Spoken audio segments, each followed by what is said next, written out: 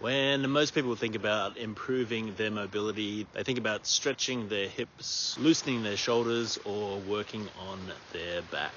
Very few people think about their feet. But if you spend a few minutes walking on sand like this, you'll quickly realize how incredible your feet really are. Every single step is different. The ground isn't predictable. It shifts under you. Sometimes your foot sinks deeply, sometimes it stays on the surface. Your arch changes shape, and your ankle constantly makes tiny adjustments. Your brain is processing all that information without you even thinking about it. And I think there's a really important lesson hidden in that. One of the things I love about barefoot walking on sand is that it reminds me that the foot isn't supposed to be rigid. It's supposed to be adaptable. We often hear that we need stronger arches, more support, stiffer shoes, or better orthotics. And sometimes those things absolutely have their place. But the foot itself was designed to move. The arch isn't a solid bridge, it's more like a spring. It compresses, stores energy, and releases it again with every step. If it becomes too stiff, it loses some of that ability to absorb force. If it's too unstable, that's a problem too. Like most things in the body, we're looking for adaptability, not extremes. One of the biggest players in all of this is the plantar fascia. Despite the name, it isn't just a band of tissue underneath your foot. It's part of a larger fascial system that continues through your calves, hamstrings, pelvis, spine, and even all the way into your neck. When your foot meets the ground, that force doesn't stop here. It travels through your entire body. Every step is a conversation between your feet and everything above them. That's why sometimes improving foot function can have effects in places you wouldn't expect. Notice how difficult it is to stand perfectly still out here. Even when I'm not walking, my body is constantly making tiny corrections.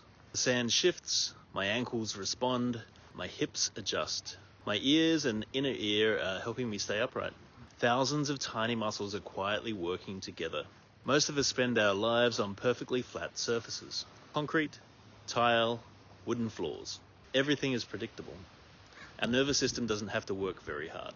But uneven ground asks much more of us. It challenges balance, it improves coordination, it gives the brain an enormous amount of sensory information. And your brain loves useful information. The richer the information from your body, the more accurately it can organize movement. That's one of the reasons I encourage people to spend time on natural terrain wherever they can. Not because it's some magic exercise, but because your nervous system gets to practice adapting. Something else people often ask me about is grounding or earthing. The idea is that direct contact with the earth may have benefits for inflammation, stress, sleep, and overall well-being. Some people swear by it. Others aren't convinced the research is strong enough yet. Personally, I don't think we have all the answers, but I also don't think we need to know exactly why something helped before we can appreciate that it actually did. I had a client several years ago who had recurring shoulder pain. We worked together and made progress, but the pain kept returning. Then she went on vacation. She spent an entire week walking barefoot on the sand. Not exercising, not doing shoulder rehab, just walking. When she came back, her shoulder pain was gone. Why? Was it because her feet were finally moving naturally again? Was it because the constantly changing sand improved the way the forces traveled through her body? Was it because she was less stressed? Did spending the week beside the ocean allow her nervous system to finally relax? Was there something to the grounding? Honestly, I have no idea. And I think that's okay. Because the important part wasn't identifying the exact mechanism. The important part was recognizing what her body needed. Sometimes we're so focused on finding the answer that we miss the bigger picture. Bodies are wonderfully complex. Rarely does one thing explain everything. One of the principles I use in gentle myofascial release is that the body often tells us what it needs if we're willing to pay attention. Sometimes that's more movement, sometimes it's less. Sometimes it's strength, sometimes it's rest. Sometimes it's simply changing the environment. A week on a beach gave her something that everyday life wasn't providing. Whether that was mechanical, neurological, emotional, or some combination of the three, her body responded.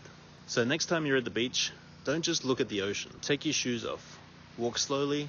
Feel how your feet spread on the sand. Notice how every step is different. Notice how your balance changes. Notice how your body starts paying attention again. Because mobility isn't just making muscles longer.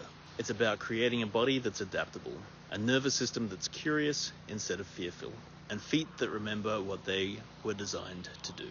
Sometimes the best therapy isn't forcing your body to change. Sometimes it's simply giving it the right environment and letting it remember.